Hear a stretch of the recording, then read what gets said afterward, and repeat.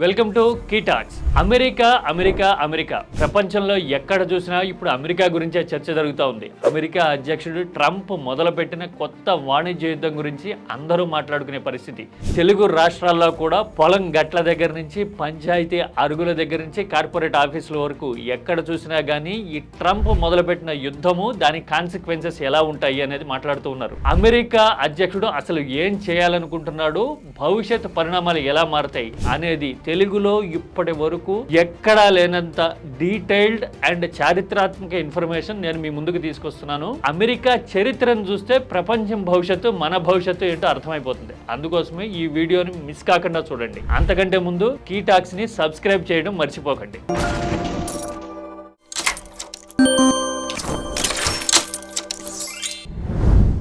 America రెండవ ప్రపంచ యుద్ధం తర్వాత ప్రపంచవ్యాప్తంగా డామినేట్ చేయటము, పెద్దన్నగా ముద్ర వేసుకోవటం అందరికీ తెలిసిన విషయమే. అయితే ఇప్పుడు డాలర్ని అంతర్జాతీయ కరెన్సీ హోదా నుంచి తప్పించాలని కొందరంటుంటే ప్రపంచ దేశాలన్నీ చేయి కలిపి ట్రంప్ దూకుడిని అడ్డుకోవాలి అని చైనా చెబుతోంది. ఇండియాకి కూడా స్నేహహస్తం ఇస్తోంది.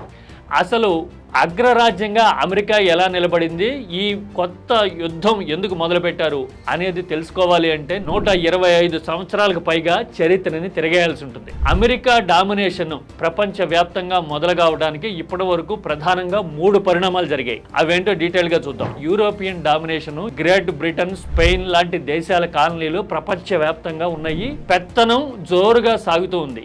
ఇలాంటి సమయంలో 1889లో స్పానిష్ సామ్రాజ్యం పతనమైంది. ఆర్థిక సంక్షోభము, తెలివి తక్కువ పన్నుల విధానాలు, అన్నిటికీ తోడు అమెరికన్ ద్వీపాలు అంటే ఇప్పుడున్న అమెరికా చుట్టుపక్కల ద్వీపాలన్నింటిలోనూ తిరుగుబాట్లు రావటము, క్యూబా లాంటి దేశాలన్నీ యుద్ధాలు మొదలు పెట్టడము స్పానిష్ కి వ్యతిరేకంగా, ఇవన్నీ జరగడం మూలన అమెరికాకి ఊపిరి తీసుకునే స్వేచ్ఛ వచ్చింది. స్పానిష్ సామ్రాజ్యం పతనం అవడం వల్ల. అప్పటికే అమెరికా పారిశ్రామికంగా బలంగా ఉంది, వ్యూహాత్మకంగా నిర్మాణాత్మకంగా అడుగులేస్తూ ఉంది.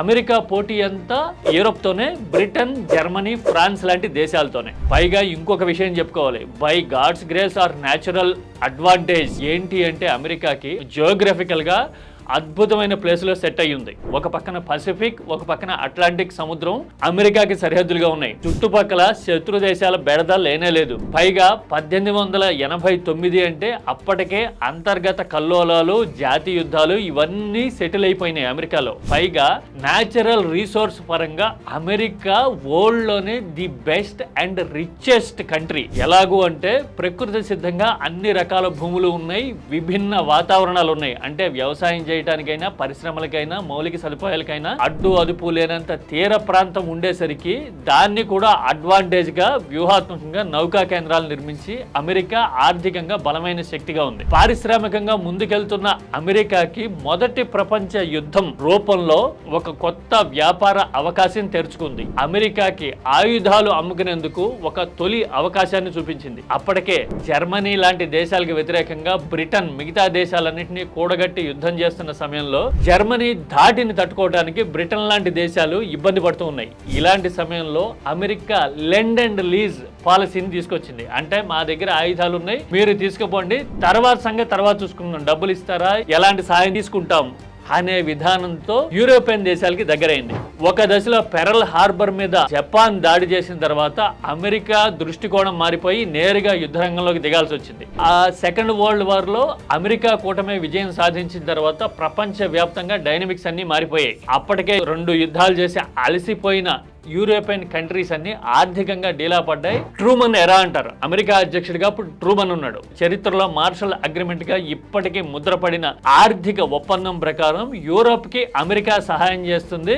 ఆర్థికంగా నిలదొక్కుకోవడానికి, ప్రపంచ వ్యాప్తంగా పునర్నిర్మాణం జరగడానికి కావాల్సిన చర్యలన్నీ అమెరికా తీసుకుంటాము అని చెప్పి ఒక కొత్త ఆలోచన చేసే అవకాశం అమెరికాకు వచ్చింది. సరిగ్గా ఇదే అదునుగా యునైటెడ్ నేషన్స్ UNO అనే ఆర్గనైజేషన్ పుట్టింది. ఆ తర్వాత వరల్డ్ బ్యాంక్ అనే ఆర్గనైజేషన్ పుట్టింది. అంటే ఒకటేమో డిప్లొమాటిక్ గా ప్రపంచం అంతా పెత్తనం చేస్తే UNO, వరల్డ్ బ్యాంక్ ఆర్థికంగా సాయం చేస్తామనే పేరుతో ప్రపంచం నెత్తిన అమెరికా హస్తాన్ని పెట్టడానికి అవకాశం ఇచ్చిన పరిణామం. అంటే రెండో ప్రపంచ యుద్ధం అనేది అమెరికాకి అనుకోకుండా ద్వారాలు తెరిచింది. యూరోప్ లో ప్రబలుతున్న కమ్యూనిజం మీద పరోక్షంగా అమెరికా యుద్ధం ప్రకటించింది. ఎందుకంటే మా సహజ వనరులు మావి అని కమ్యూనిస్ట్ దేశాలు మాట్లాడడం మొదలైతే ప్రపంచవ్యాప్తంగా అమెరికా వ్యాపారం చేయలేదు. అందుకోసమే కమ్యూనిజాన్ని ప్రబలకుండా అడ్డుకుందాం, క్యాపిటలిజాన్ని తీసుకొద్దాం అనేది అమెరికా మోడల్. ఎందుకంటే అప్పటి వరకు కొలోనియలిజం, ఇంపీరియలిజం ఉంటే ఇంపీరియలిజాన్ని క్యాపిటలిజంతో రీప్లేస్ చేసింది రెండవ ప్రపంచ యుద్ధంలో రీప్లేస్ చేసిన క్యాపిటలిజాన్ని ప్రపంచవ్యాప్తంగా సస్టైన్ చేసుకునేందుకు కమ్యూనిజం మీద యుద్ధం ప్రకటించింది. యూరోపియన్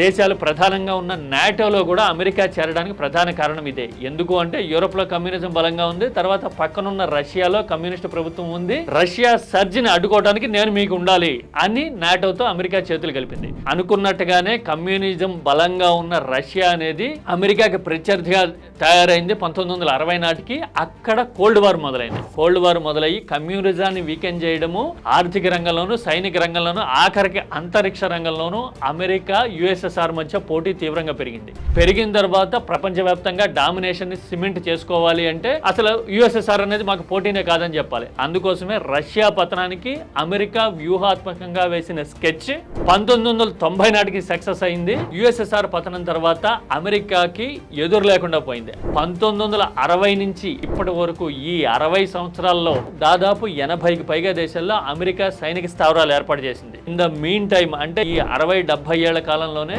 సినిమాలు, మ్యూజిక్, స్పోర్ట్స్, ఎంటర్టైన్మెంట్ ఇలా అన్ని రంగాల్లోనూ అమెరికా డామినేషన్ ప్రపంచవ్యాప్తంగా విస్తరించింది. అమెరికా నుంచి వచ్చే హాలీవుడ్ సినిమాలను చూసి ప్రపంచం ఆశ్చర్యపోవటము, ఏదైనా సరే అమెరికాని చూసి నేర్చుకోవాలి, మనం అమెరికా లాగుండాలి అనే ఐడియాలజీని విజయవంతంగా ప్లాంట్ చేసింది. నిజానికి ఇది చాలా చిత్రమైన పరిస్థితి. 2-3 వేల సంవత్సరాల కిందటే ప్రపంచవ్యాప్తంగా అద్భుతమైన నాగరికత ఉన్న ఆఫ్రికా, ఆసియా, ఇండియా లాంటి దేశాలన్నీ ఎలాంటి నాగరికత బేస్ లేని కేవలం 550 సంవత్సరాల కిందట మాత్రమే కన్ను తెరిచిన అమెరికాని ఆదర్శము అనుకునేలాగా చేయడంలో ఇవన్నీ పనిచేసినాయి. కట్ చేస్తే తీరా 1995 సమయంలో వచ్చిన వరల్డ్ ట్రేడ్ ఆర్గనైజేషన్ ఉండటానికి జెనీవాలో ఉన్న నడుస్తున్నది మాత్రం అమెరికా ఇంట్రెస్ట్ల కోసమే.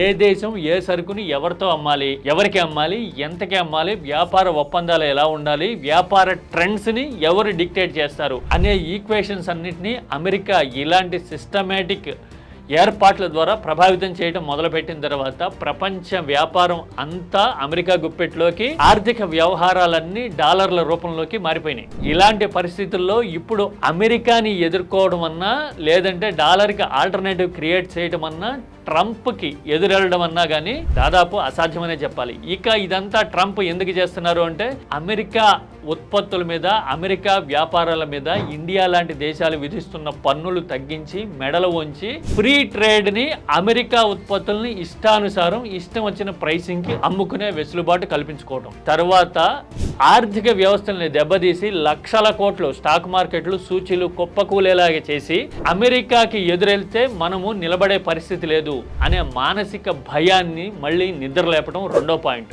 ఇక మూడోది, రష్యా యుద్ధాలతో డీఫేమ్ అయిపోయిన సమయంలో, యూరోపియన్ యూనియన్ ప్రభావవంతంగా లేని సమయంలో, చైనా లాంటి దేశాలు డెవలప్మెంట్ రేసులో వెనకబడుతున్న సమయంలో అమెరికా ఈజ్ ద మోనార్క్ అని చాటి చెప్పాలి అనే ఒక తలబిరుసుతనం, బిగ్ హెడెడ్ నేచర్ అంటారు కదా, అలాంటి బిగ్ హెడెడ్ నేచర్ దీని వెనుకుంది.